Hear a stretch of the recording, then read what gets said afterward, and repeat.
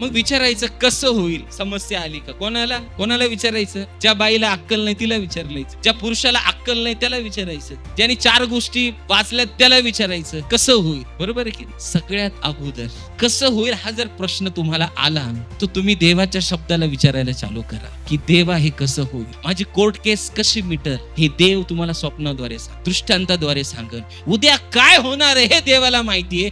10 वर्षांनी काय होणार आहे देवाने लिहून ठेवलंय. 25 वर्षांनी काय होणार आहे देवाने लिहून ठेवलंय. हजारो वर्ष तुम्ही कसे जीवन जगणार आहे देवाने लिहून ठेवलंय. जर त्याने तुमच्या भविष्यातल्या सगळ्या गोष्टी लिहून ठेवल्यात तर मग ज्याने लिहिल्यात त्याला विचारायचं की ज्याने लिहिल्याच नाही त्याला विचारणार आहे तुम्ही. ज्याने भविष्य तुमचं लिहिलंय, ज्याने या जगाचं भविष्य लिहिलंय, जो रोज तुमच्यासाठी नवीन गोष्टी निर्माण करतोय, आज नंतर त्याला विचारायचं ही गोष्ट कशी होईल. समजले की नाही समजले?